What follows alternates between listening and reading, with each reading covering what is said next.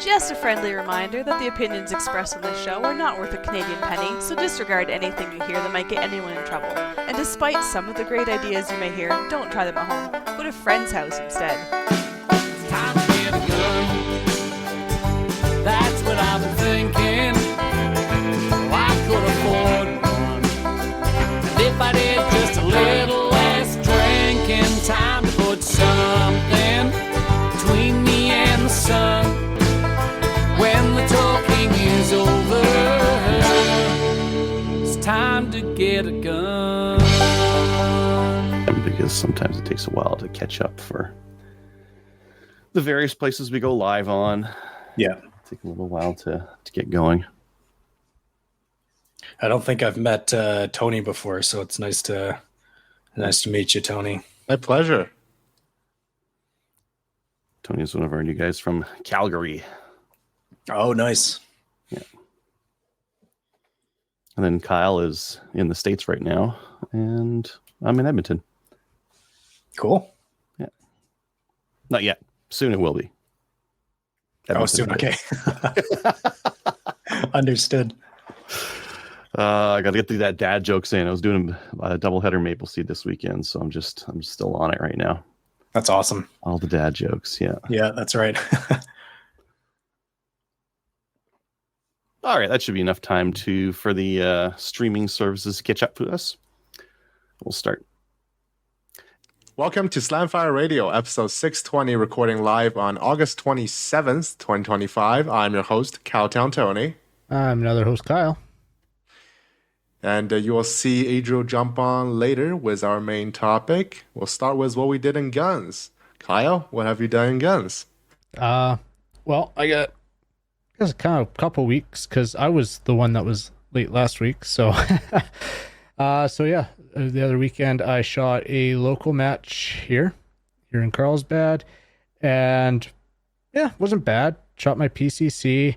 The new buffer spring, definitely better. The extra couple pounds on that buffer spring really helped with chambering and that bolt cycling. So that was good. I did kind of inadvertently decide that I didn't need my Go Fast shoes that day. So I ended up wearing my my Hey Dudes, which they're basically slip-on loafers, really like lounging shoes. And so that was interesting. I felt like I couldn't, or I did hold back on my movement a little bit just because fear of flying out of my shoes. And there was one video where it looked like I was ready to fly out of the shoes, but still ended up walking away second overall for the day. There you go. So yeah, it wasn't too bad, but definitely got to tighten that stuff up and, well, for one, get my shoes. But yeah, I was happy with my shooting. Still a few too many Charlies than I really wanted, but still wasn't horrible. No deltas, no mics, no shoots. So got messed up on a classifier, but yeah, that stuff happens. Did you upgrade on your classifier yet, or? No, I'm still a B. So, which actually right now I don't want to class up. You want to win the B division? Well, jeez, man. It's not just winning the B division. It's because the amount of people that are in B division versus A division, there might be prizes for like second or third if I don't quite win B. I think I told you guys offline, based off how I performed last year, I'm actually gunning to win the whole thing in PCC. See? Just do that. So yeah, but I think it would just be funnier if a B class went and did that. So we'll see. Based on, because last year on my scores, I shot at a master level at that match. So like if you look at the percentages, and that percentage wise, it was a master level score. So I'm just, obviously I suck at classifiers. I'm just hoping that match experience and I can just dial everything in for the match, because unfortunately there are no grandmasters registered for sectionals. It's just there's a half a dozen masters, like a few A's. There's another like 7 B's. So like B class right now is the largest class for PCC at sectionals. Interesting. So yeah, I'm going to sectionals wanting and gunning for just the overall PCC. So yeah, so with that, I think we're gonna do a steel challenge this weekend. So I'll really start driving that gun and see what I can do there. Kind of use that as a little bit of practice for driving the gun, and it'll be nice because it's not focusing on the movement or anything. It's just, okay, drive that gun. And steel is really great for the instant feedback. Sure. But I've been playing around with some 3D printing again and printing up some stuff. So I played around, printed out some ARDs and a sunshade for my optic. So there's a little ARD I printed up for just to fit into the lens cap of my scope. So that just fits right in there. Was it print in place or was it 2-piece, right? Yeah, no, it's print in place. So I just printed this piece right here Got it. Okay. and then got the diameter set so that it just slides right into the lens cap. Awesome. And it just fits perfect. You just slide that on. You can still put the flap down to protect it from weather. And you just flip it up and you got your ARD. And then I also printed this sunshade. I didn't design it. I just found the file and scaled it appropriately. And Ooh, it's a little tight. it's snug. But I didn't want to have to do a screw or anything. So I played around with the scaling on this quite a bit. But I also printed an ARD for in it as well. Very nice. So we'll see how it works. Because Texas this year, there was probably the only real time where I really noticed it. But get that sun a little bit in your face, and it just washed out my whole scope. So How much does a ARD help if you have a sun like in front of you? if it's like direct, like dead on, I can't imagine. Now, disclaimer: I've never actually shot with an ARD, so. But Fair. I would think with the way that is, it still have to be off axis a little bit. It couldn't be like directly in Right. front. But if it was a little bit off axis, and that's why I think with the sunshade, doing the combo might help with certain situations. But we'll see how it works out. And then I had the Gridfinity stuff. But started actually doing some more 3D printing, organizing bins and whatnot using the Gridfinity setup. And so finally started getting that set up and storage for my gun bench. And back to the PCC, I don't know see if Buddy has a new barrel, but I basically just determined I need a new barrel. Did some playing with it. That quickly. Just I might be able to solve it if I reloaded, but right now the projectile is actually getting onto the lens, and that's why it's hanging up where it's really tight to, like, if I stop shooting a stage, it gets really tight to rack out that last round. And I took a Sharpie, pulled the bolt and whatnot. And you could see all around it was hitting the lens, so I need a new barrel for that. I don't know if I'll get that in time for sectionals or not, because I really don't want to be spending money on that right now. But I do have a buddy that might have a spare barrel that I might be able to borrow, so I have to message him and see. So like the chamber is super, super short in a sense. And I did some looking, and it just seems like that's the way some barrels are. Like the PCCs are real interesting because you can't head space them, and so I could get a reamer and deal with it. Like I probably could deal with it myself, but I really don't want to mess that up. So if Buddy's got a Fair. barrel, I'll put a barrel on it. If not, I probably fight with what I have. Maybe ask him for permission. Hey, okay, you got the time recorded? Okay, can I fire this round? I'm just thinking, how do you say, like coming up in January the 1st, then you could have a free SBR. Well, depending on if your status will allow it, then you can have a short barrel on your PCC. Well, Isn't the that more thing is, they make beneficial? like MBX makes them. They're just shrouded, and it's still 16 true. inch pin and welded. So But that's still not as good as a short barrel. Well, I guess it's easier honestly, to travel with. Like that's the thing, especially with like competition, because I don't care about short barrel. I mean, Well, my AR's 16-inch barrel. When I was in Canada, I was running an 18.5-inch barrel, and I grip That's so far interesting. out on, like, if you look at my PCC that's hanging up there, like I grip pretty far out on that as is. That's fair. And so, like, that's the thing. That's me personally. I don't really care that much about short barrels. I don't find I have an issue getting around. Yes, or sometimes going around a barricade where, yeah, maybe. But a lot of the times you just do what you're supposed to, and you don't have to bury into that port. You don't have to bury into that position. Sometimes you do, but a lot of the times, match directors will try and trick you into thinking, oh, I got to bury right into here, and you take a couple steps back, and no, you don't. That's fair. That's But fair. that's just me. Somebody out there is going to want super short barrel. I don't really care. It's fair. And I feel like maybe my experience is a little biased where I'm mostly shooting pistol specific matches and they're trying to make things tight, and then Oh yeah.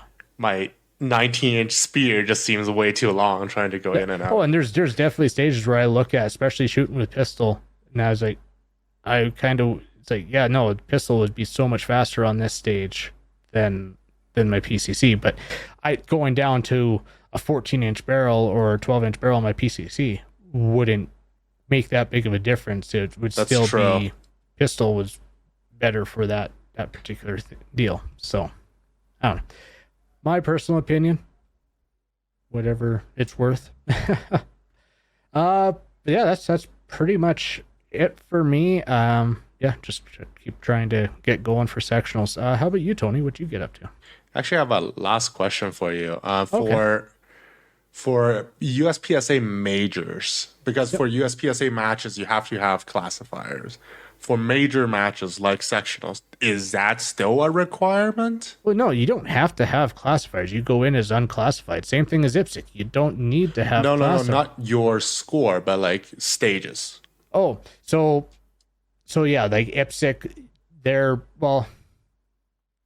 similar, except for a lot of our stuff ends up being a level 1 match, where a lot of the stuff, especially Alberta, all the IPSC matches in Alberta are level 2.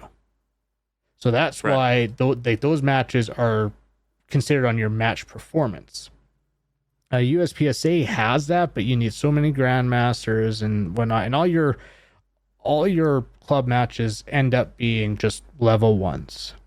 And I so don't think we'll I'm asking hold it right. classifier stages. We'll hold classifier stages to get classified. But is it? I thought it was a requirement, like as a part of an official USPSA match, you have to have this many classifier stages. Yes, throughout the year. No, not per match. Throughout the year, we need to shoot. I can't remember what it was. It's a low number, like maybe like 5 classifiers a year, and we need to hold 7 USPSA matches and multi-gun counts in order to keep your standing with USPSA. Got it. So I'm misunderstanding the issue then. Yeah, the Got match itself, like we can hold, like we've done that. Just hold a all classifier match. Boom, there's your classifiers done for the year. Got it. Okay, so you don't have to like say, because you have 4 stages, one of them have to be a classifier. No, we can run an entire match without classifiers if we want. Okay. Got it. Yeah. Got it. I think we did that before too. I don't know if BTSA is gonna keep its USPSA association this year. Maybe. It might try to rush it in the end of the year just to get it going. But yeah, it's been for BTSA relatively a slow year. Like I can see with BTSA them saying, "Hey, we need to do this many per match," because of such a shortened shooting season and how many matches they're going to put on throughout the year. Yeah, they have it broken out where, okay, in order to meet our classifiers and our matches, this is what we need to do. We hold a minimum 12 matches a year. So you're all good, yeah. Yeah. Cool. I did a few things in guns. So I'm talked to Vortex. I don't know if I'll heard the story, but basically they respond very quickly within 24 hours for my magnifier, and they give me basically the part list, whatever you want. We can send it to you. So that's very cool of them. Thank you, Daryl at Vortex Canada. And I'll be having new screws for my lower 1/3 coincidence mount because it's kind of loose on there. If I'm using the without the plate mount, the low mount, it seems fine. If I'm using the high mount, it seems fine. So I can only assume it is the screws. If not, then maybe the screw holes have problems. Then I'll send them back and they'll probably fix it that way. What else? Oh yeah. So last week I mentioned that for my 450 Bushmaster reloading, that my rounds don't chamber properly because I didn't size them. So after that, well, the top row is 308, but I did size them and they're still pretty tight, but I can get them into the chamber. And I did that before I primed the cases, especially for ARs or firearms with floating, non-spring-loaded floating firing pins. You don't want to be jamming on the thing, especially in your house, because you don't know if it's gonna, especially not don't do full ammunitions. If you want to pop a primer in your house, maybe it's not a crime in Canada. I don't know, but I wouldn't suggest it. Yeah, that's a good point. So I was mentioning with my PCC, what I was doing with that, I pulled the firing pin out of the bolt so that I could test that. I had some demo rounds and say, okay, I wanted to test the actual ammo I was using. So yeah, I just pulled the firing pin out of the bolt and tried it that way. And it was literally just the upper sitting there, drop it in, slide the bolt in or whatever. But yeah, no, good point. Yeah, but what I found out is it doesn't really matter if I size the brass or not. When I size the brass, virgin brass, because it is, there was very little resistance. The brass hasn't expanded due to firing or anything. And if I jam it with the same force on the bolt, they will both go in. I was just not jamming on the bolt hard enough because it was a straight bolt gun. But so maybe it's okay. We'll only find out after I've properly torqued the barrel nut and see how things are lining up that way. And I didn't go to the range to zero my rifle because my magnifier is in this wobbly state. Although it's probably fine because you don't zero a magnifier. Your adjustment on the magnifier only centers the reticle, so it doesn't actually change anything. But I do have two spiky boys here. There's this YouTube person on the interweb. I don't know if he is a scam or not, called the Hunting Gear Guy, and he highly recommends Spy and Carcano. So I saw them on sale. I have a friend, my Thunder Bay friend, as I have mentioned previously. He's graduating, so he is finally moving out of residence, which means he can finally put his POW to good use. It's I want a bolt action gun, but I don't want to spend a lot of money. It's how about this? Bolt action? It's okay.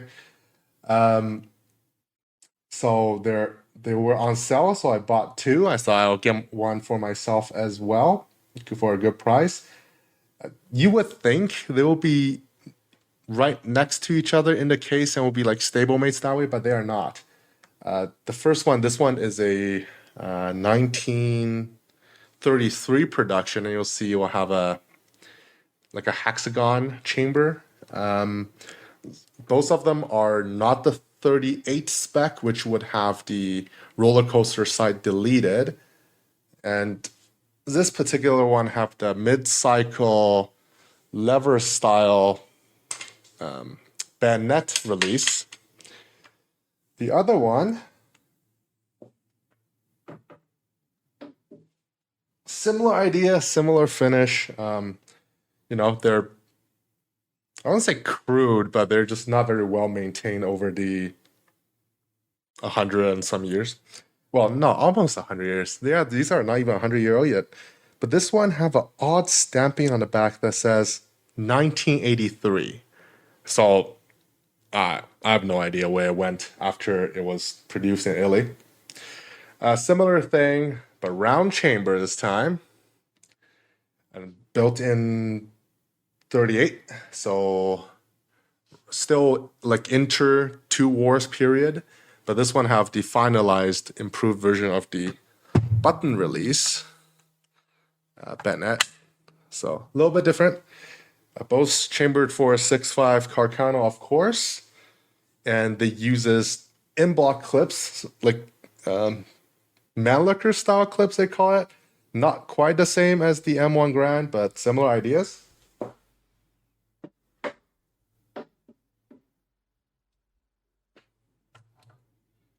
You will find them both in this brass style or the steel style, which apparently the brass ones are more common for World War One, and then the steel ones are more common issue for World War Two.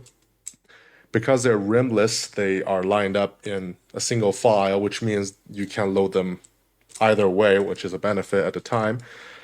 But the thing is, the two cartridges on the end are not retained, so this is likely to happen. So I'm not a huge fan. You have to like fix that. No, because they just don't have the retaining rails in the last one. That's how they feed, right? And to make them double-sided, they kind of have to do this, Fair which enough. I understand. But that means the only good way to carry is like this way. But I guess if you're a soldier back in the day, maybe you have some kind of a pouch to do it.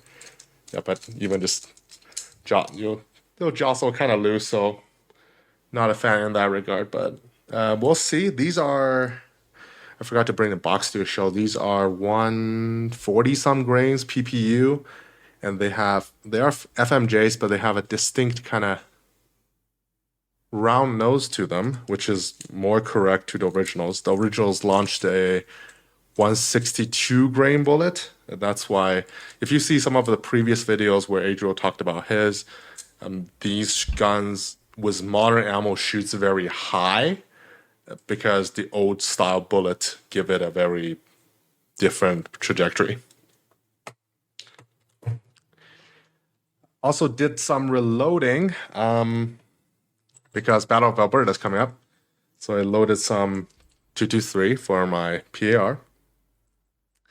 I noticed a lot of the 223 federal brass have kind of a crimp on them, and I guess I didn't remove them too cleanly, so I did booger up a few of the primers in there. So this will be my test strip of ammo. The rest are pretty decent, but just take a note of that. It's not just the NATO brass would have this kind of military style crimp on it for some reason. For a lot of the federal, even 223, they decided to do that. Maybe they just got old machines and that's easier for them just to produce it that way. That would be my guess. Yeah, so that's about it. Quite a few things done in guns. Not really at the range, but I also shot a shotgun pistol match at the BTSA on a weekday. That's why I forgot about it, because it wasn't on a weekend. But it seems that if I take more of an aimed approach with this particular shotgun here, everything shoots pretty correctly. But then It'll take some time to get it natural. I feel like now I'm like, this is my new rifle. So just like slowing down for every shot, which again, I'm not out there to win the club match, and since there's pistol mixed in there, pistols are doing generally better just because the reloading part. But You quad loading yet? No. I'm trying dual loading though, so I'm So getting you're at least there loading 2. at the time. Yes. Okay. So that's improvements. Well, also Well, it's a lot better than single loading off a chest rig or bandolier. So it's true, but I'm still pretty slow on it, so it's not great. I would just jump right to the quad, take it slow, jump right to the quad.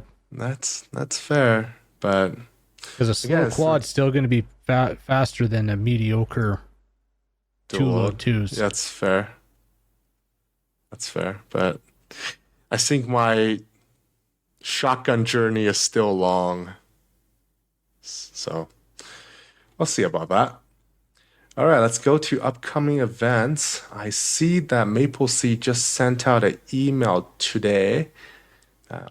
August 16th has already passed, so that doesn't count. So September 13th, on 2 of them in Ontario, Lady C at Blue Ridge Sportsman Club and Smiths Falls Fish and Game on the same day, Ontario. And the weekend after that, September 20th, Eganville, Eganville, and District Sportsman Club, also in Ontario. On the 21st, Alberta Rocky Rod and Gun Club. On the 27th in Ontario, EOSC, Eastern Ontario Shooting Club. That was apparently sold out, but you can join the wait list. And also on the 27th in Alberta, there is one in Kananaskis, KGAC in Alberta. Oh, and the 28th, Lady Seed in Long Butte Fish and Game in BC.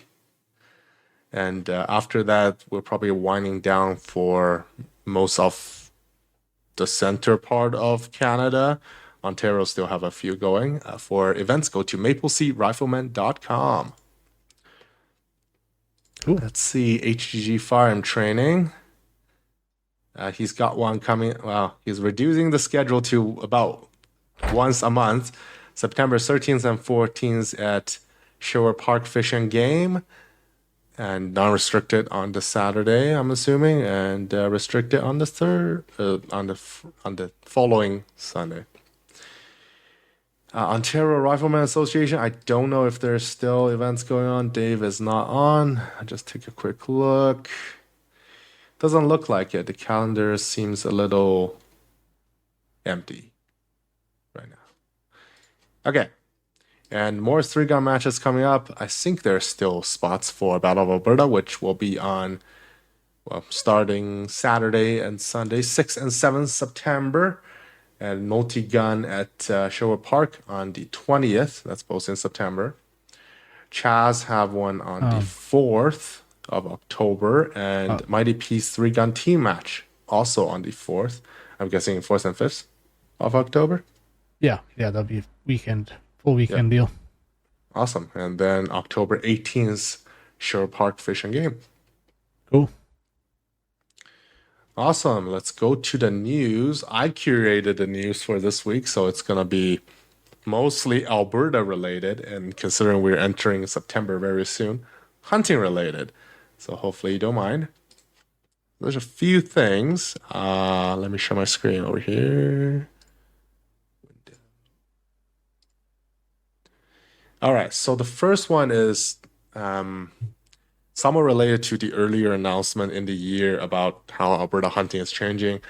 And supposedly we will be able to do what normal people do, which is print your own tags and zip tie it to the deer. Apparently that pilot is on hold until further notice. So I'd like to know who you're talking about, these normal people printing off tags. Ontario, Wisconsin, like a lot of states I remember does that. Maybe I watch too much Meat Eater. That could be. Because yeah. Is it? How is it in New Mexico? Is it also the stickies? Yeah, I got mailed stickies. Okay. Like I got mailed a tag. It wasn't to print off. Because Alberta, you could buy them online, but you had to go get them printed. BC, granted, that was probably over 10 years ago. That last time I was dealing with BC, but you bought a little book and then you notched your tag, and then you got a sticker to put on each page in this little booklet, and then you notched out And yeah, so like actually printing off my own hunting license, I actually haven't physically seen that. Interesting. But I know the saying of the tag is notched often from US shows, but like in Alberta there's nothing to notch. Yeah, but I that's don't not think. printing out your own tag. That's literally cutting a notch out of it, and then it'll actually be the month and day that you The shot date, it. right. The date that you shot it. Yeah.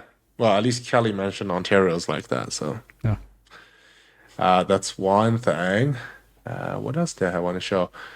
Oh yeah, the 2025 Alberta Hunting Regulation book is out, and I guess CW situation in Alberta is not getting any better, and there is a mandatory CWD head submission plan, so to speak. Go check the book. Here's the rough overview. And they have expanded the collection to you have to submit both whitetail and mule deer heads now. Oh, really? It used to be primarily mule deer, and less significantly whitetails. And I found it funny because 2024 was the year I started, and the three things that's mentioned on the bottom is a mandatory deer head submission. Okay, it makes sense. You got to submit both. Mandatory mule deer only. Okay, you gotta submit your mule deer heads, which is fine. And then mandatory mule deer voluntary whitetail, whatever that means. Like, how It is means it you make the any choice of submitting it or not. But the thing is, Alberta will accept any cervid heads if you want to. They'll test it for free. So, like, the voluntary whitetail part is kind of redundant. It's just tell us it's mandatory mule deer. I don't know. I found it a little funny, but this year doesn't matter. Well, I don't know if elk and moose count. Probably not, but no, because elk and moose aren't considered deer. They're of the ungulate family, but they're not considered deer. I guess, but if you're in the... Because like when it says mandatory deer head submission, elk and moose won't be included in that. Yeah, I would imagine so, or at least I else it would say deer, moose, and elk. Moose and elk, yeah. I would think so. But if you're basically anywhere along Highway 2 and towards the east on the... It's kind of interesting. There's a corridor in there where it's not. It's basically the Edmonton-Calgary corridor up to, what is that, north of Cold Lake? Or just north of Edmonton there. And then it's a few spots on the eastern border with Saskatchewan, correct? Yeah. And that's apparently where it's first detected. So it is odd in a sense where it's selective, but I guess I'll let the biologist explain that at a later date. You will be able to find the 24-hour stinky freezer locations online. So you got the regs there. So CWD submission is different this year. Why don't you go to the page with the major changes and let's see what major changes are for this year for Alberta. Because they'll have a page on like major changes for 2025. Important changes, yeah. So from what I remember, it's the things we brought up before, like minimum hunting ages. Elk season extended to February 28th. Harvest report submitted by March 15th. I don't see anything about CWD, so.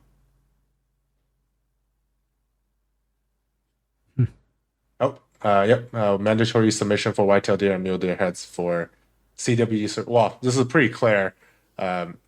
Elk is not deer. Yeah, that's what I said. Yeah, that's how I would read it.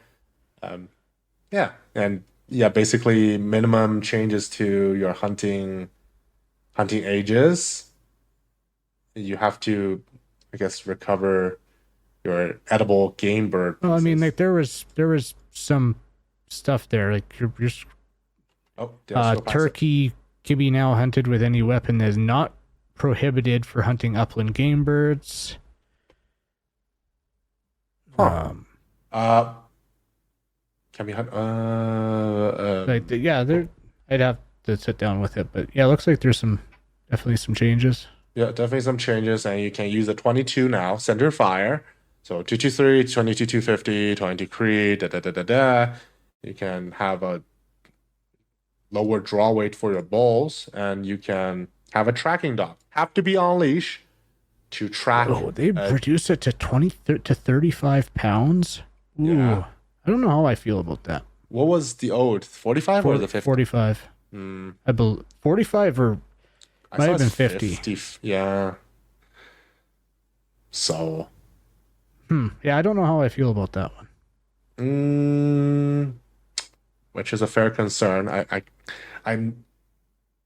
don't know much about bow hunting except watching people do on YouTube. I mean, you'd be close. You'd have to be close and have really good broadheads. But even at 35 pounds, I don't know if I'm doing any elk or moose.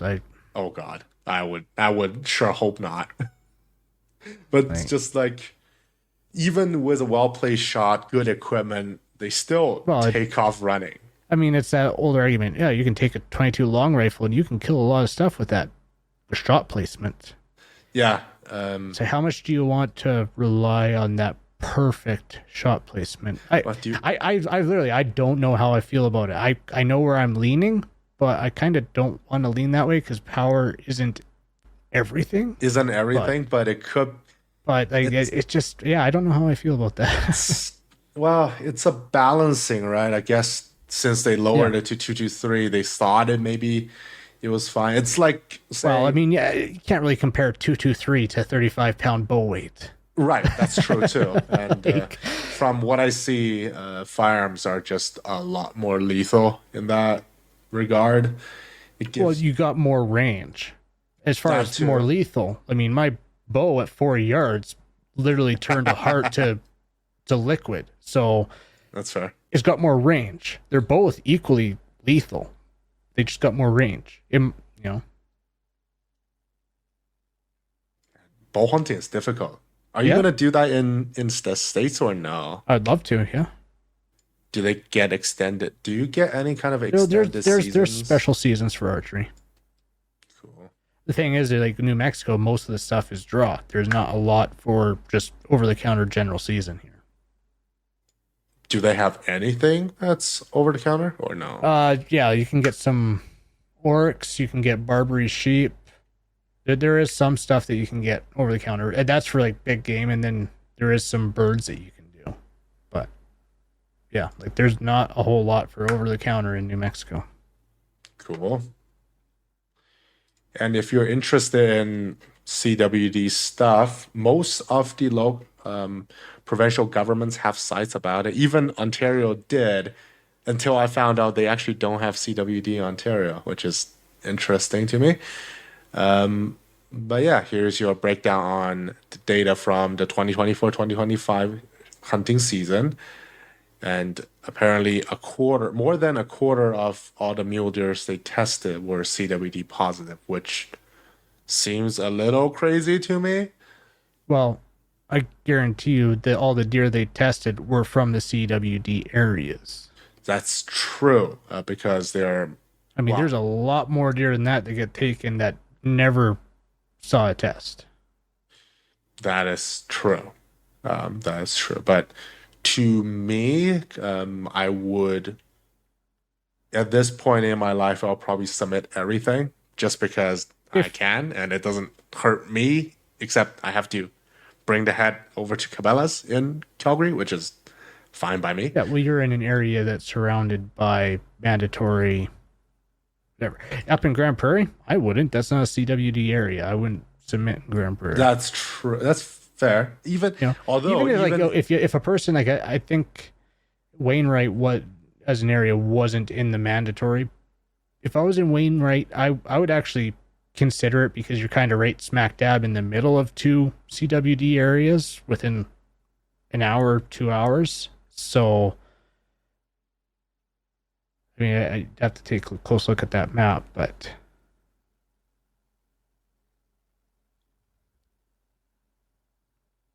Well, this Yeah, was go up. 2024 map, yeah, but Yeah. you know what? I don't think Even the if areas changed. The areas changed to mandatory. So I think they expanded it slightly, like not Okay. much. I think more to the west now. The eastern side, I don't think they changed it. But even if I lived in Fort Mac, I think I still would. in Wow. Fort Mac, really? It cost me nothing. I donated to science. Yay. I don't know. I watched again, I watched too much media, but it seems to be an interesting topic, at least to me. Yeah, Where- fair enough. And I don't mad cow disease happened when I was quite young, so I don't think that really had any kind of effect on me personally, except I think there was an import ban in China for Canadian beef product, like long after. It's more of a trade war thing instead of like a what would you say, disease control thing. But I just found it kind of interesting. So that's about the news for Okay. this week. Is there anything from the States? I Nah. think the P320 thing is still going on and there hasn't been a Yeah, definitive well, answer there's yet. something interesting there. The Air Force has put the M18s back in service. Really? Yes, they did some testing, Okay. and from what I've heard and seen, the failures that they experienced in their testing was attributed to worn parts. So they took basically all their M18s, went through them all, and they're back in service now. So That's yeah. I gotta say I don't have a bias against the P320. I actually loved how they shot a was it X5 Legion? I think it was X5 Legion. I shot a normal Oh one yeah, that's too. gonna I shoot really- nice. Yeah, it shoots really nice. Like I haven't had I- a dock gun that's so stable. I was just about ready to. I was thinking about heading out to see. Oh, people are dumping them. Maybe I might pick one or two up because I'll test it and I'll get myself comfortable with it, or I'll prove it's not a safe firearm and it won't be shot.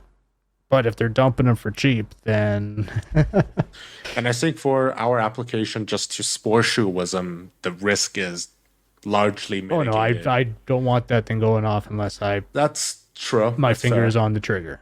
So, I mean, yeah. But yeah, I found it a little concerning that warm parts, like at what rate warm parts are okay. I work in associated industry with like mechanical engines and stuff, and it's like there is by design there is an overhaul schedule, and if it doesn't meet that, that's kind of Yeah, but questionable. this is the military we're talking. And I don't care if That's you're talking true. Canadian military, U.S. military. I've heard horror stories about the weapons locker in the Canadian military, and I can only imagine the U.S. is just as bad. So they probably had really hard lives. To make it as a military weapon, it's not like a huge high mark, but it's basically got to like be very loose tolerances and just stay running because there's not a lot of care that goes into them. Just add more oil. They'll run. Yeah. Well, that was what they did in the deserts, 2004. Just put some sand in there. We'll just Yeah. Buff out, lap buff it. out. Yeah. All right, let's go to new gun stuff. I have a few links to share with this one too. Let's see.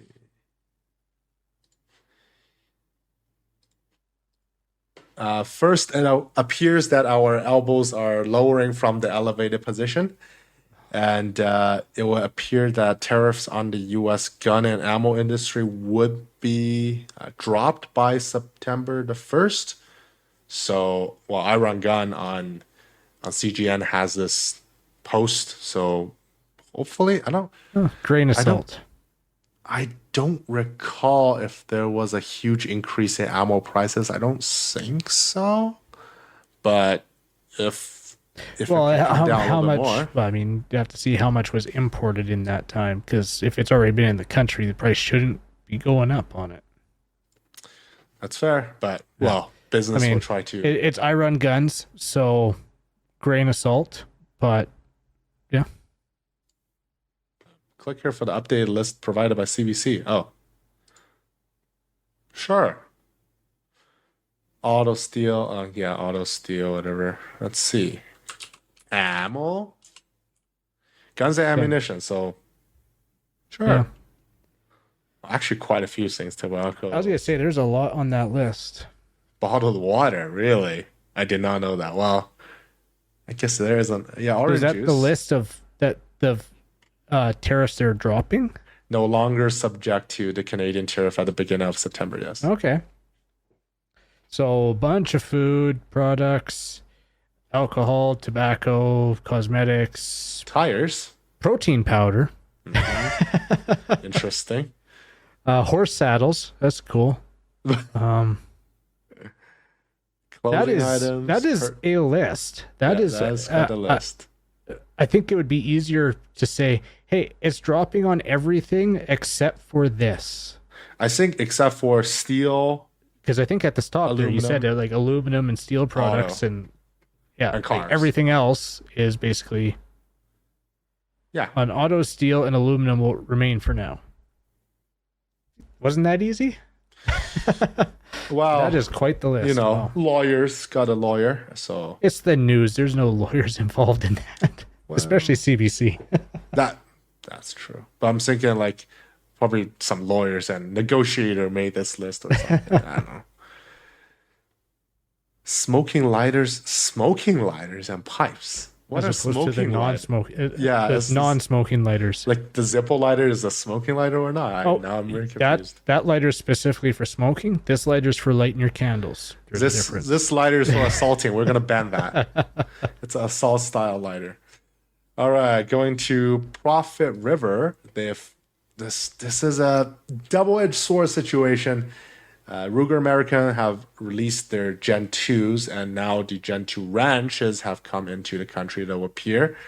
But the prices on them has went up quite a bit. I'm guessing this might be post-tariff pricing, so this hopefully thinking will so. drop down to 1,000. Then it's more reasonable. You do get some upgrade. That I didn't buy a Ruger Ranch because the stock feels like a piece of plastic from a toy, and I hated that. I think the Gen 2 has greatly improved on that. You get a Cerakote finish, which is great for corrosion resistance, and I think you get like cheek piece to play with too. So it is an improvement. At $12.75, it seems a little expensive, but if you are a member of the CCFR, you get 3% off at Profit River. So do that. Or it would appear that MRA Renegade Mark II receiver kits are available again for $8.99 at Maple Ridge's official store, Victory Ridge Sports, out in northern-ish Ontario, I want to say. So $89.99 for a receiver kit. You can slap all your air goodies on it. And I think that is all the new gun stuff for this week. Not too much, of course. But that's just the reality we deal with. Oh, I guess something to add for news or future upcoming events. Alberta IPSC just held their first mini rifle match. So Did they sounds just like held it? Yeah, well, I mentioned I it think it was last week. weekend up in Fort Mac. Yeah, I mentioned it last week that they are going on, so it's pretty cool. So that means I need to finish by 10:22 now. No excuses. There's so much you're out there so buying much money. Carcanos, and there's more stuff that you need to do for 3-gun and IPSC. I know it's not been a very competitive year. After the start of the year, I bought a rifle, and then someone decided that rifle is too dangerous, and I have to carry it with a box of shame without killing anyone on the way back through my 2 hours of driving. Anyway, how about we go to our main topic? Yeah. And for our main topic, we're welcomed by Matt, also known as Womfat on YouTube. Matt, welcome again to the show. Thank you. It's good being here. Why don't you introduce yourself for our listeners who maybe haven't heard you before? Sure. So I'm Matt. I'm from the Ottawa area, and I basically shoot Purist rimfire and I've been doing it since I think 2020. I guess the reason Adriel asked me to be on today is to talk about the World Championship, the IPRF Rimfire World Championship that we just got back from last night. And that was running, I believe it was last week. From the opening ceremony was Tuesday, and then we had 4 days of competition from Wednesday till Saturday. So I finished that up with the team Canada. There was 21 shooters from Canada that went down to participate. And then we just flew back on Tuesday. We spent a few days in London just checking out the area. So I just arrived back, and I'm still jet lagged. So I apologize if I say anything a little bit like weird. It's just because I'm a little bit lacking sleep. And I just got back. But it was kind of cool. Adriel emailed me and asked if I'd be willing to come on. And I thought it'd be a great opportunity to sort of like share my experiences and talk about the event. It was really memorable in many different ways. So it was just amazing. So if you guys have any specific questions about the event or whatever you want to know, just ask me and I'll do my best to answer. Maybe just to start off, so it was in the UK? Yeah, it was in the UK this year. This was the second ever Rimfire World Championship. The first one was 2023. It's currently running every 2 years. So the first one I also participated in, that was in Italy. And this was my second go at it with the Canadian team. We had we had a fairly robust qualification process. So you had to apply with certain criteria. And then we chose, a full team is 22 shooters, but unfortunately one of our senior division shooters had to drop out very last minute. So we ended up sending 21 shooters to the UK. And there's, I believe, 5 different divisions. There's open. So open division is the only division with 6 shooters. And then the other 4 divisions have 4 shooters each: ladies, junior, senior, and factory. So that's how the 22 shooters is the number of that. Mm-hmm. And then open versus what it was like production division, or what were the divisions like? Yeah, so open division is basically unlimited. You don't have any sort of restrictions of what kind of gear you can use. There's no price limit or anything like that. And then factory, it's similar to PRS production division. The only difference is instead of having price limits you have to fall under, there are basically a list of approved rifles which have to be sort of off the shelf production rifles.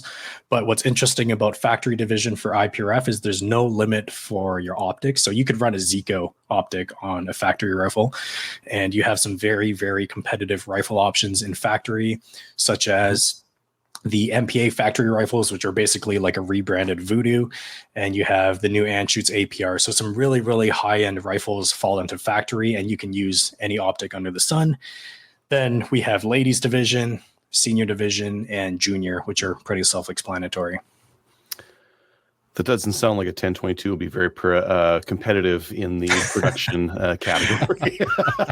It's funny you mention that, because I don't think there's any semi-autos at all. Like I didn't see one for sure. Yeah. So yeah. No, not with that kind of, not with like rebranded Voodoos in factory. No, exactly. Yeah. And well, actually, so I'll touch on that. We had, so of the 4 factory shooters, we sent 2 of them for Team Canada was left-handed. And when you're a left-handed shooter, you have much more limited options for factory approved rifles. So in a sense, they were slightly disadvantaged because the only one that we could get in time was the Bergara B14 Rs, which, I mean, it's a phenomenal rifle off the shelf. But when you're talking, because factory rifle, you can't change anything on it. If it comes in the plastic stock, you have to run the plastic stock. You can't even put an Arca rail on it. It has to be in the factory configuration. So Colin Hart and Rob Bishop, our left-handed shooters, were shooting the factory Bergara B14Rs against, some of the big dog factory rifles like the Victrix and the MPAs and the Anschutz and all these stuff. So, yeah, pretty hot stuff out there. Yeah. I don't know if I'd want to be stuck in that position. I mean, yeah, the Bergaras were pretty good, but it's not like those are definitely getting out there. Yeah. You mentioned sourcing the rifles. Did you guys ship your rifles over, or did you have to get some sourced there? So everybody brought their own rifle, but the approval process for the paperwork needed started months ago, and it was quite a slow process.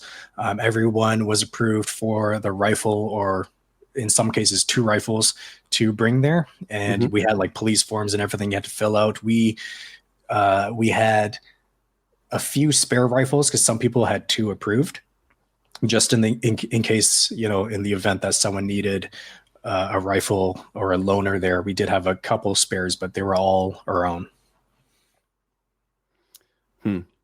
Well, that's good. Yeah, we've been talking recently about traveling internationally with firearms parts and that kind of thing. That's, I guess, why we're curious. So tell us, the stages then were like pretty close to London, out in the countryside. So my group of friends, we all flew into Heathrow, and then we had to drive about 3 hours. I think it was like northwest. So basically in the country. When you're talking PRS matches, generally they're out in the middle of nowhere. Yeah. So we stayed in a little town called Market Drayton, which was quite interesting because all the locals, like, it's not a touristy town. So when we'd go to the pub and stuff for dinner, they would always ask why we're even in the area. And our Airbnb was about 15 minutes away from the event location, which was in a little town called Hodnet, Hodnet. And it was at a beautiful, usually it's a shotgun facility called West Midlands Shooting Grounds. And they sort of redid an entire section of the range for PRS rimfire. And it's right adjacent to a motocross course. And so half of the match was on the motocross course and the other half was in the woods on the shooting range. So it was really cool. PRS from motocross sounds fun, but yeah. Actually, one of the props for the stages was like the motocross starting gates that flip down. So those like rungs were the positions for that stage. It was pretty cool. Yeah. Speaking of, how were the stages? What were they like? Were they like a lot more challenging than a typical rimfire PRS match? So I would suspect if you asked anybody that shot this match, they would say it's probably one of the hardest matches you'll shoot, which, I mean, fair enough, is the World Championship. Yeah. But generally speaking, there's 20 stages in total. So every competitor shot 2 out of the 4 days, 10 stages and 10 stages. So all the 20 stages were sort of full gas. There was no stage where you could sort of let up and take it easy. You really had to be on the ball every single time. The stage prep for all the stages was critical in performing well, and all of them demanded basically near perfection to score high because of the it was mainly the par time, because we shoot a lot with a 105-second par time, a minute 45. For this match, all 20 stages was 90 seconds and 12 rounds, which is fairly spicy already. But added on top of that, they had a lot of positions.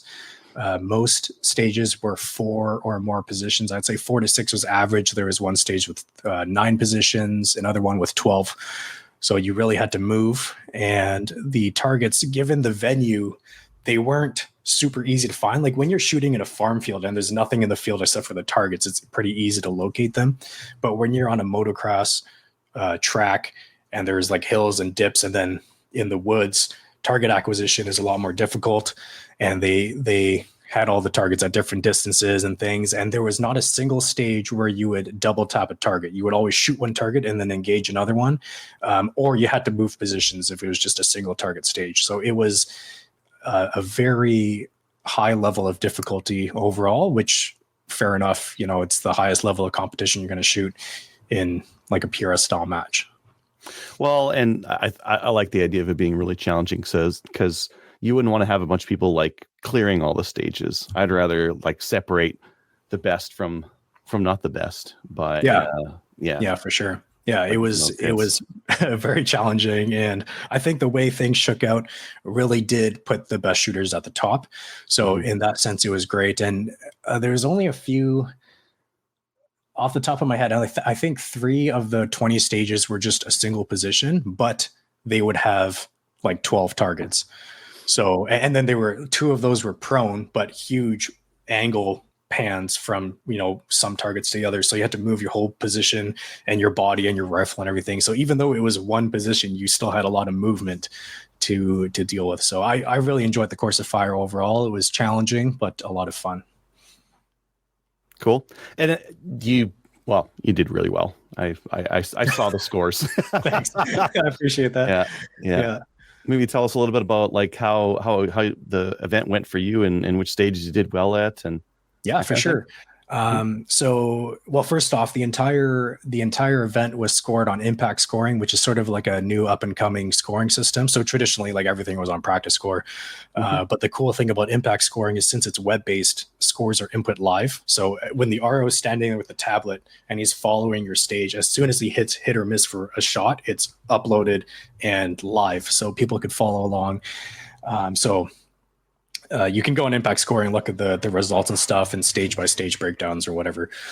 But generally speaking, I was fairly consistent, which I was happy about because consistency in PRS is basically everything. So my worst stage, I dropped 3. 3. So I think I had 2 stages that I got 9 on. Those were my worst. And then a bunch of them I dropped 1 and 2s, and I cleaned a couple of them as well. So generally I was performing quite consistently, which was really good for myself. I felt fairly confident, especially after day 1, or technically day 2, but my first day shooting, because I was sort of in the groove.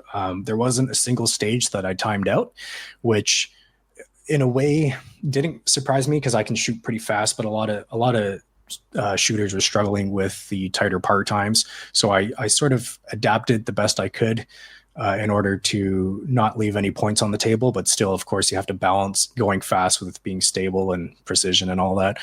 So I managed to, I was pretty close. I had some buzzer beaters, but I managed to get them off. And at the end of the day, I managed to place 3rd in open division, which was honestly, just really, really cool to place 3rd in the world. And the Canadian team also had some really good results as team placements. For us, for the Canadian team, we went into this more or less treating it like a truly group or like team-based event. Individually, obviously, you can get placements, but we were really concentrating to be like a cohesive team. So open division, we were 2nd overall. Second country, so first was USA.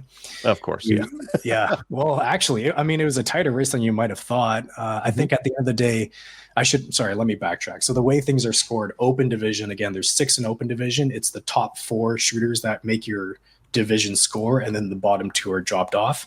And every other division out of the 4 shooters you send, it's the top 3 scores, and the bottom 1 is dropped off. So our top 4 shooters, our cumulative score was... I think it was like 12 or 13 points behind US, and across 20 stages and 4 shooters, that's a pretty tight margin. And then France came up in 3rd. Our ladies division got 3rd, which was really awesome. The team standings for the ladies was US in 1st. Oh gosh, who was 2nd place? I should know this, but I don't remember right now. Oh, Great Britain. The host country, Great Britain, was 2nd, and Canada was in 3rd. It was a really tight race between Canada in 3rd and the Czechs in 4th. So that was a battle that was well fought by our ladies. Our juniors got 4th overall. Our factory team was 5th overall, and our senior team was 7th. So all in all, pretty good placements by the Canadian teams, and there was 21 countries that were present for the world champs. Nice. For starting in 2020, Matt, getting 3rd at the Worlds is pretty incredible. It's like 5 years. Yeah. I honestly couldn't be happier. I was really, really excited about that. Yeah. I'm just looking at the results right now. Yeah, it looks like Jess Tischler did pretty good on the ladies' side of things. Yeah, and the team-wise, it looks like we did pretty well as well. Yeah. So, there was also like an overall country score. The way that was calculated was a bit convoluted. I got a call. Sorry. So the way they calculated that, you can look into later, but Canada was 3rd overall for like the entire country score. I can't remember who was 2nd, but 1st is obviously the States, as you would expect. So yeah, I think we showed up and we did really well. We showed the world what we can do, and I was really happy with how the team functioned as a support crew. You know, when you weren't shooting, you were out supporting the other shooters on your off days, and everyone worked really well as a team. Yeah. Yeah, I'm seeing a bunch of names of people that have been on the show before, like Jess Tischler, Russ Rodriguez, Dorothy, of course. Last time she was on, Ryan Stacy, and I haven't scrolled to the bottom yet, so maybe some more. Yeah, it was awesome. Yeah, Dory was on the ladies team, and she had a really good time. Like, again, because of the difficulty of the match, she maybe struggled at times, especially to get all the shots off, but she always was giving it 110%, and her mental fortitude through the match was just amazing. So she never gave up. She fought to the end, just like all our other shooters. And at the end, I think they were nicely rewarded with the third place overall. Cool. Yeah, that sounds amazing. What kind of gun were you using? What kind of ammo were you using? I'm curious. Yeah, so my rifle I chose to bring was the Voodoo Action with the barrel from Desert Precision Gunworks. Towards the beginning of the season, I was shooting a CZ with the same barrel, but threaded onto my CZ Action, and I had full intentions of bringing that. So I did my MPA chassis in like a Canadian theme and everything. But at the end of the day, I didn't end up shooting the CZ just because, like preference-wise, I still prefer the feel of the Voodoo. It's just a little bit, the bolt's a little bit smoother. I feel like I'm faster on it too. Like cycling the bolt and stuff, and nothing really beats a Trigger Tech. So Trigger Tech doesn't make a CZ trigger. So in the end, I did bring the Voodoo, but honestly, they both shoot lights out. It was in my MPA Vanquish chassis, as mentioned before. Trigger Tech trigger. I had a new scope this year. I started running a Schmidt & Bender PM2 6-36, and the reticle in that for holdovers, especially, I absolutely love. I'm running the TRID TR2 ID reticle. And because we knew this match was going to be tough with tight part times, we had been really focusing on practicing movement as well as holdovers so we could be most efficient with the time available. So as soon as I got the new scope back in the winter, I was training holdovers a lot. I got really good with the reticle, and I only dialed a very few stages this past week. And besides that, had a bunch of like MDT accessories. I don't like my Skypod, Senate level, Crush It timer, which the Crush It timer honestly was invaluable given the time management of this match.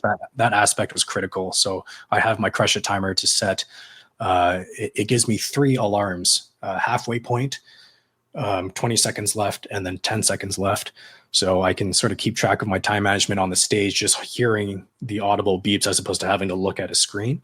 So honestly, the Crush It timer in terms of like accessory, if there was one accessory I could keep on the gun for this match, it would have been the Crush It timer.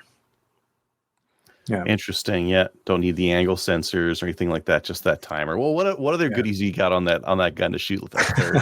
What else helped you get there? Let's see. I actually ran the chassis a little bit lighter than I usually do. So usually I have like the 2 big weights on the outside with 3 internal weights, and it sits around like 23, 24 pounds. But I actually stripped off the 2 external weights, and I was only running 2 internals. So it was still balanced really well, but it lightened it up by, I think, like 2.5 pounds. So it was a little bit easier to move quick with. So again, because of the tight part times, I didn't want something that was super clunky, that it felt like I was struggling. And also flying with the rifle, my gun case was like 48.5 pounds. I was trying to keep it under 50. So taking off the weights helped for that too. But that was the weight I was running. A few accessories on it from Yannick Sebleblanc out in Quebec. He 3D prints a lot of great parts for precision rifle accessories, specifically for PRS style matches. So my control item for my support side hand is called the Chicken Wing from Yannick. He sells them on the Gongjo website. So I've been running that for a few seasons now. And what else do I have? It's so decked out these days. It's hard to remember what's on my rifle. Another little doohickey I had was a red dot. So on my diving board mount, I had a red dot, and generally I don't shoot PRS with a red dot, but because I knew target acquisition was going to be a bit tricky, and personally, one of my weaknesses is target acquisition in the woods. And because the last half of the match was in the forest, basically like on the side of a mountain, I like to run a little bit higher magnification, but if you get on glass and you're not on target, well, everything just looks like leaves. So if you can't find the target quickly, you're kind of screwed. So I ran the red dot so I could visualize where the target was based on landmarks, put the red dot on it, get on the scope, and the target was always right there. So the red dot was honestly probably gained me a few points. And it was a good call to run the match with the red dot on there. Yeah. I'm just looking at the chicken wing right now. Yeah. It's sweet.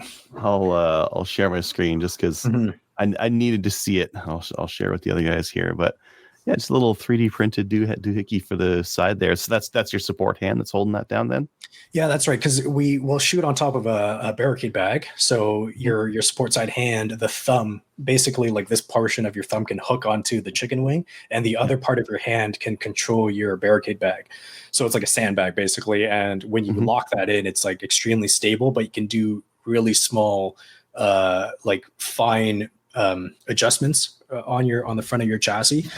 So when you lock in with the chicken wing and everything is rock solid, and you can get really good follow through. So, I mean, he's a center fire shooter, so he designs all his accessories to work with center fire. And as a rim fire shooter, it's really easy sometimes to get sloppy with your fundamentals because we can get away with some things, with the lack of recoil. But it's good to always keep your fundamentals in check. So as a rimfire shooter, my rule of thumb is anything I wouldn't do with my center fire PRS rifle, I don't do with my rimfire, and it sort of helps to keep everything locked in and, square and everything. So, yeah. Cool. Yeah. Yeah. That's, he's got a whole bunch of cool things on there. Yeah. Yeah. Yeah. Yeah. That sounds amazing. I mean, I never thought about something like that, but yeah, the PRS game seems to be evolving quite quickly from just nice rifles and guys who know how to calculate dope to people putting some, really pushing the boundaries on go fast and that kind of thing. Yes. Yeah, I would agree. Yeah, it's really sort of driving people to become better and to sort of find all the marginal gains you can. And I would say, like in the States, I shoot in the States a lot. Probably more, definitely more matches in the States during a season than in Canada. And the guys down there are taking it extremely seriously. So if you want to be competitive, you got to really, fight with the best.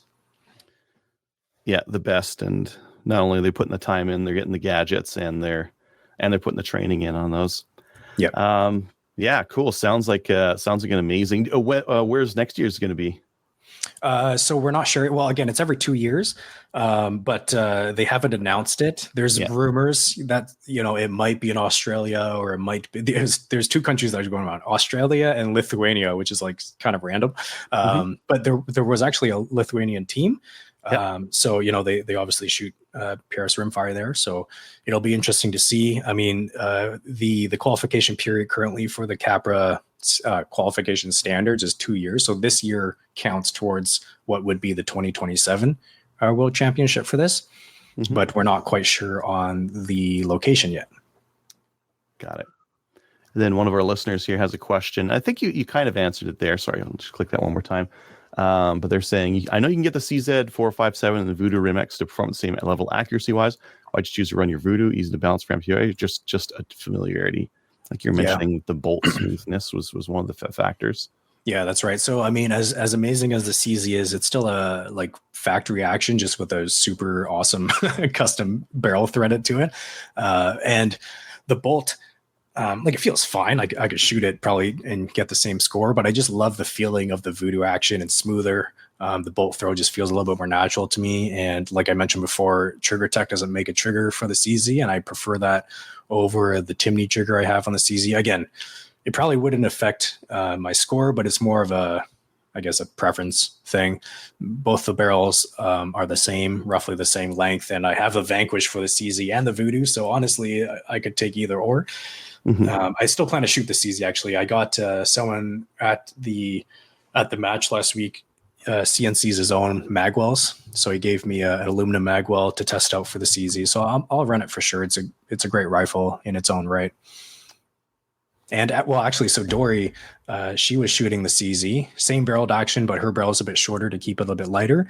But hers is dropped in the Gen 2 Premier from MDT. Again, a little bit of a lighter chassis, and she's an MDT shooter. So, and I'm MPA. So, but yeah, that chassis is really, really great for her. It's a little bit lighter in general. So her rifle, she doesn't run any weights with her setup. It's just around 17, just over 17 pounds. So it's a little bit more manageable for her. I mean, she's a small Asian, lady, under 100 pounds or so. So like lifting a 24-pound rifle for her is like equivalent of me trying to like do something with 50 pounds. So it's not quite the same. Yeah. Yeah. Cool. Tony, Kyle, any questions from you guys? Did you have to bring your own ammo over there, or did you have to buy ammo there? How's the situation there? Because we know UK is, kind of limiting in some ways. For sure. Yeah. Actually, sorry, I should have mentioned before, I was shooting Ely 10X for my ammo. Well, I'm also an Ely shooter, so that explains. So you're going to the correct country then. Yeah, that's right. Exactly. So I've been shooting Ely for many seasons now. 3 or 4 seasons I already switched to Ely, and then 10X is what they provide their team shooters. So especially with rimfire, you have to get the right lot. So in Canada, obviously, we don't have the same availability. So lot testing isn't as common. So what I did was I tried to get. There's only like 3 lots of 10X available at the time, but I tested them all and chose the one that worked best for me. And every competitor was approved to bring 1,000 rounds.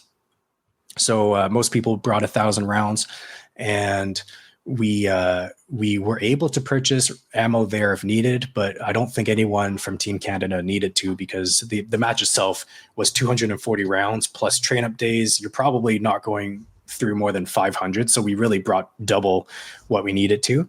And it worked out really well. Also, something I was sort of unexpected for me was they actually don't have magazine capacity laws in the UK. So we all were bringing mags with extensions on them, except for factory division was limited to 10 round magazines. So factory division aside, you could run like a +2 or +5 extension. So I was running 12 round magazines for the entire match. Was 12 like kind of the max you'd fire on a stage anyways? Yes. So all the stages were 12 rounds. 12 is the max I can fit in my mags. But I mean, for sort of like an insurance policy, some people were running 15 round mags for everything, just in case you have to chuck around. Rimfire can be kind of finicky. Sometimes you have a light strike, you can just dump it. But factory guys, because they were limited to 10 round mags, meant every single stage, if they did in timeout, they had to do a mag change. Yeah, so I can see that taking a bit more time. Yeah.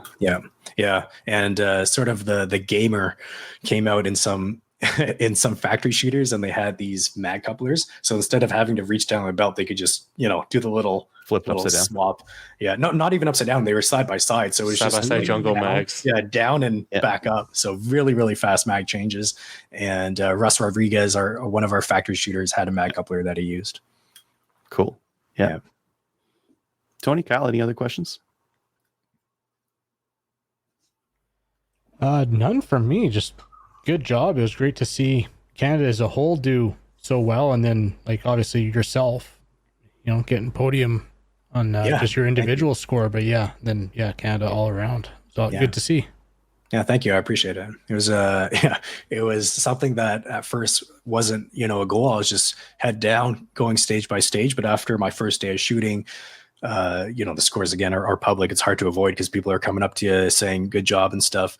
So I realized I was already in. I think I ended day 1 in 3rd, and when you realize you can maybe potentially make a podium happen if you keep it all locked in, it adds quite a bit to like the mental game. So for sure. I was trying not to think about it, but honestly, like it's in the back of your head. You don't want to screw it up and potentially give away what could be a 3rd place if you do a silly mistake or something. So, yeah, cool. Well, well done. Thanks for coming on the show and telling us all about the match. And good luck with the jet lag. Actually, I do have one more question. Actually, sure. Yeah. For the stages, was it basically you roll up on the stage, you get a few minutes to look at it, and then you shoot it, or did you guys get to pre-walk and pre-plan your stages? So before the match days, there was practice sessions. However, it was not on the venue, the match location. It was on the venue, but a different firing line, because they wanted to basically show you the environment you'd be shooting at. So we had practice days, and then the day before we walked the firing line, but very quickly just to see the props. You weren't allowed to bring any gear or glass, so we didn't really get to see the targets. You could just see the props that we'd be using.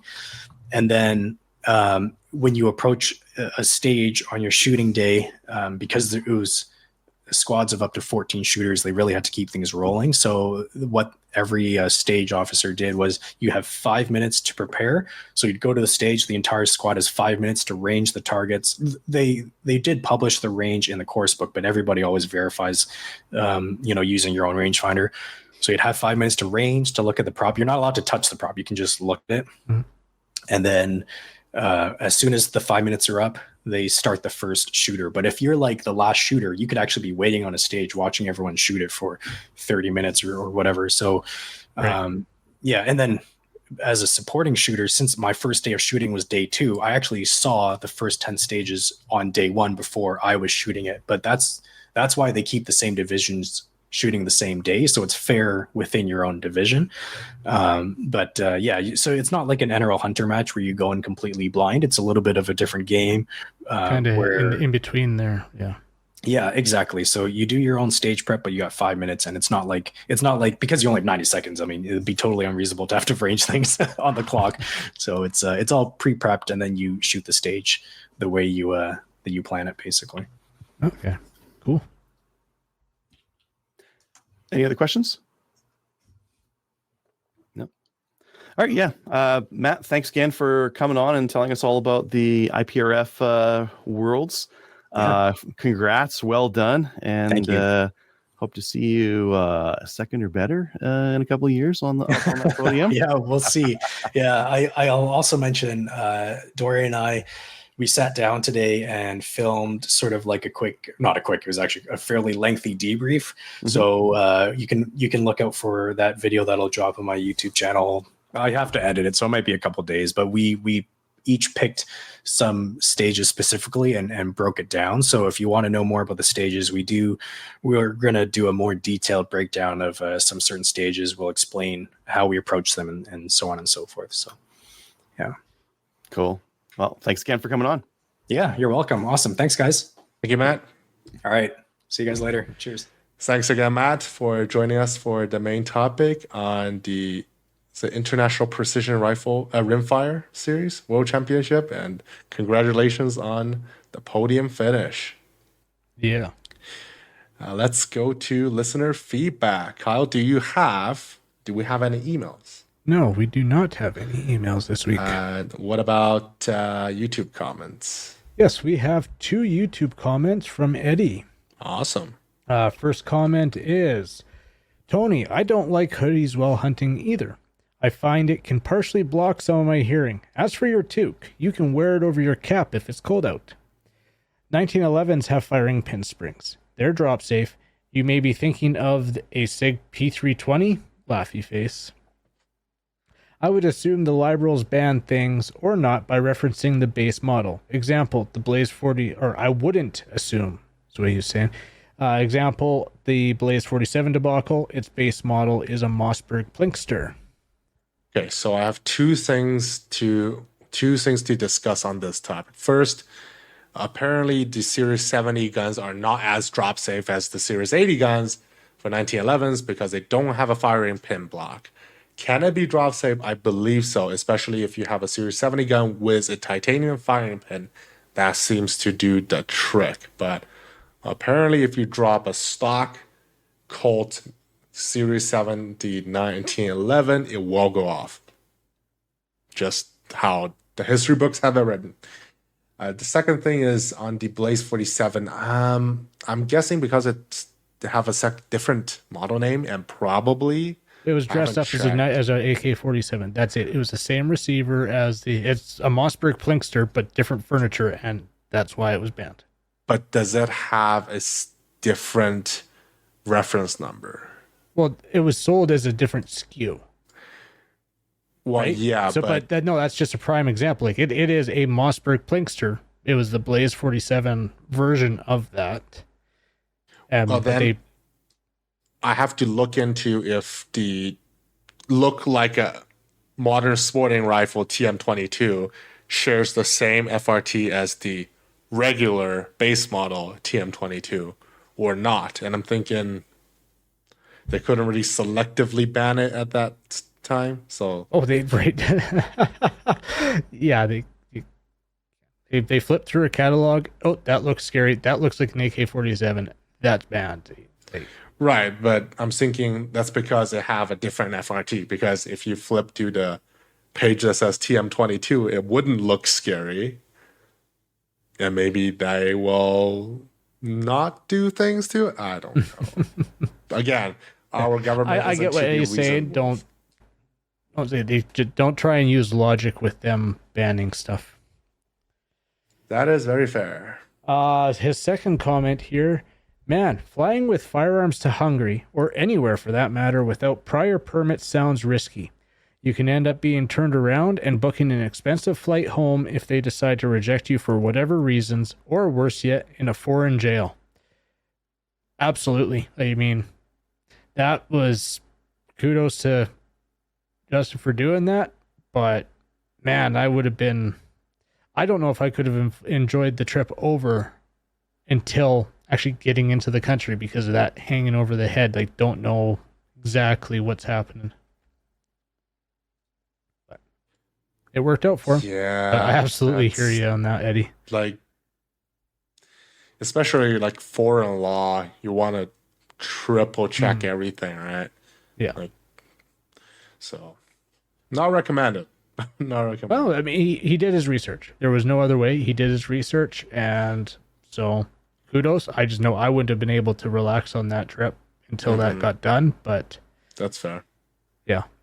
It's not like he just willy-nilly went and did it. He did his research and did all he could, so. And that's all the YouTube comments for this week. If you like to send us a comment, you can do that on YouTube, or I don't think we read Facebook that often, except on the live show. If you like to email the show, send them to slamfireradio@gmail.com. Thank you to our patrons that support us on Patreon. If you'd like to support us, you can find us on Patreon. And if you'd like to buy something from Brownells or Cabela's, we have affiliated link on the side of slamfireradio.com. By using these links, you will support the show, and we'll talk about your anonymous purchases at the end of usually a quarter at this point. Shoutouts and recommendations. Kyle? Well, I'm going to shout out Team Canada, Matt, and the rest of Team Canada for the stellar performance at Rimfire Worlds. Incredible. It was great to see Canada on multiple podiums, both individual and as a nation. So, yeah, no, that was good to see. And, why not? I'll shout out the U.S. too for taking top honors in pretty much everything still. My new home. That's kind of crazy, though, because I know rimfire sports are not as popular in the U.S., or at least not as covered, I'm going to say. But they still do very well. They do what they're best at, shooting things. I'll give a recommendation to 3 channels. Hunting Gear Guy, Forgotten Weapons, and CN Arsenal, spelled as C, the ampersand, letter R, SENAL. So they have great resources on car channels, and CN Arsenal have breakouts for example, there's like 4 types of different bayonet mounts on the Carcano carbine. Imagine that. And they have like 3 more because the infantry rifle have a completely different style. So interesting watch if you're interested in buying your own Carcano carbine in Canada. They're still very available comparing to, say, a Mosin Nagant.